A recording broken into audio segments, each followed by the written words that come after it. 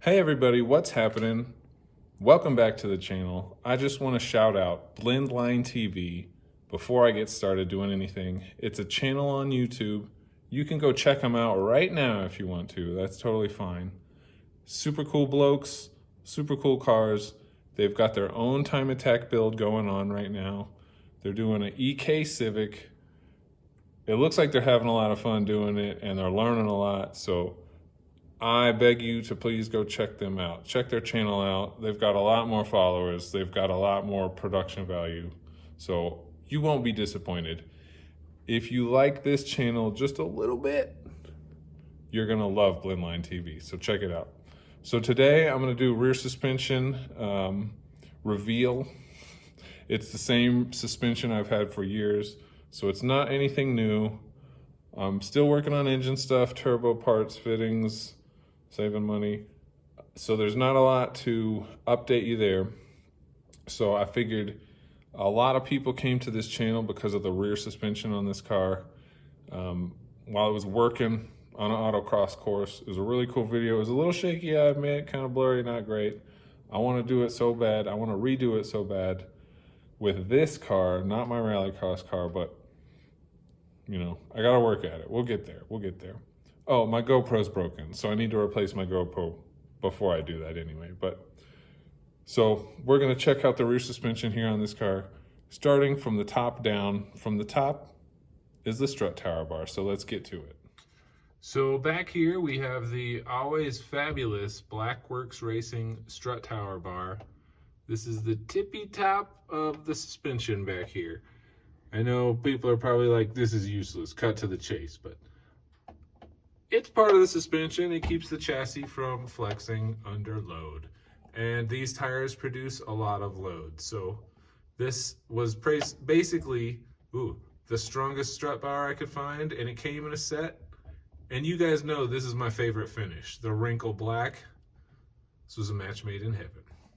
And our next stop on the suspension journey is the coilovers. These are K-Sport Control Pro coilovers. They're 36-way adjustable. They have pillow ball top mounts, front and rear. These are the rears, of course, so they're 5 kilograms per millimeters. They're not the most ideal. They're not the most expensive. They're what I got. They do the job okay. They're not seized yet. Everything adjusts perfectly. And like I said, I mean, they do the job okay. They keep the tires on the ground and they didn't break the bank. So I know there's better options, but not for me. This was sort of the ideal middle ground. You'll see here, hard race upper camber arm. It's got some new hardware, some old hardware. You know, I like to mix it up, but it's sort of the same. It's not adjusted for too much camber, not too little camber. It's just right. It's just Goldilocks zone right in the middle. And those are solid bushings. You'll see steel braided brake lines right here. Those are Russell. The brand is Russell.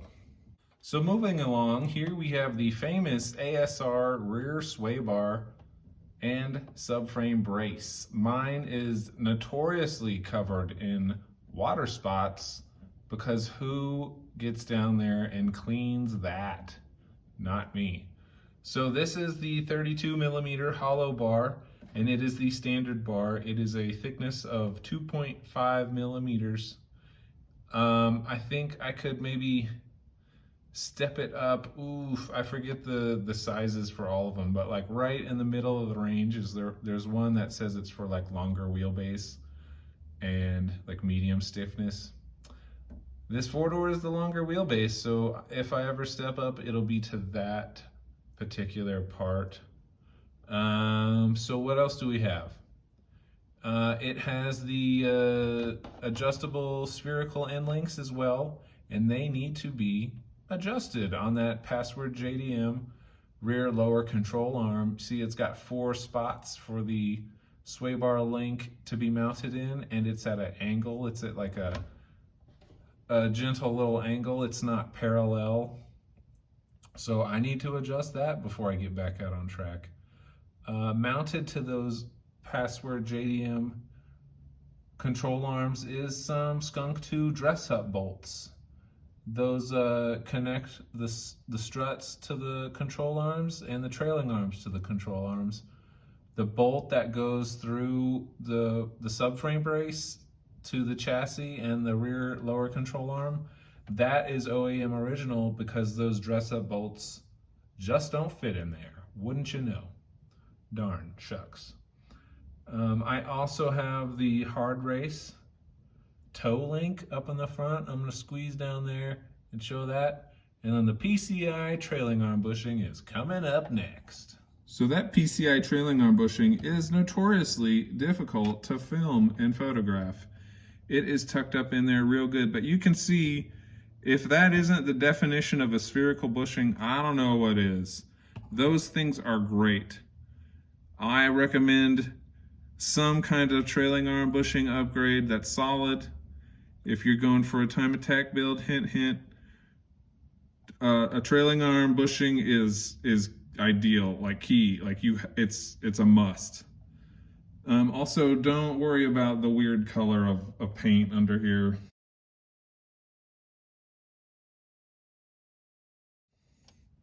Don't worry about that. But I would like to point out that I have recently not cleaned this, but I have recently repainted and basically restored the suspension down here. These trailing arms are original and very old. But I take pride in the fact that, you know, they got sanded down, cleaned up, and repainted last time. So let's try and find those toe links. This is gonna be a real cracker. All right, guys, you gotta show some love. I am underneath my car. It is freezing cold outside. It is literally freezing cold. But here's the toe links. What do you think? Comment. Do I need new bolts? But yeah, those are the hard race sphericals. Yee. All right, we're back at this angle. We're going brakes. Brakes are part of the suspension, right? No? Okay. So the rotors are EP3. I don't know the size in millimeters. I should. I'm sorry, that's a fail. But the rotors are from a Civic SI EP3 chassis. The calipers and the pads are OEM. They're not Hawk back here. But the calipers are from an RSX Type S. And I don't know if you can tell, but we're on the driver's side. That's the left side. And that one has a big upside down R. And what is that? Oops. The bleeder's pointing down. That's not right. Well, these brakes, I mean, it's kind of a hack.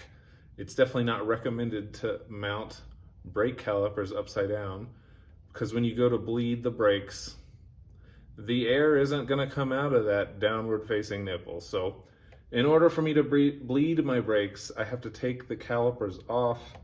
It's kind of a pain, but hey, they look good. No, I'm just kidding. It's not about the looks.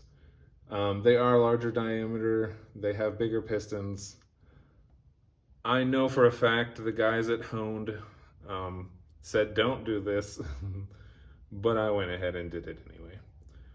It's a braking setup that does work for me. I'll show you the fronts soon enough. But yeah, OEM pads, OEM calipers. That color is Illusion Yellow. See that? Look at that. Look at the illusion there. Ooh, so cool. But yeah, I like the setup. It works good for me. I don't have to bleed them too often, so that's not a problem, really. The studs are ARP. Those extended wheel studs we got going on are ARP. And don't hate on my lug nuts. Those are OEM lug nuts. All right, well, I got to be honest. If we're doing a top to bottom video, that does it. That just about does it. So you saw everything in the rear suspension today, and next time, I mean, it makes sense. Let's show the front suspension. So let me get back to it, you guys. Hey, stay safe out there. Leave a comment, leave a like. Bye.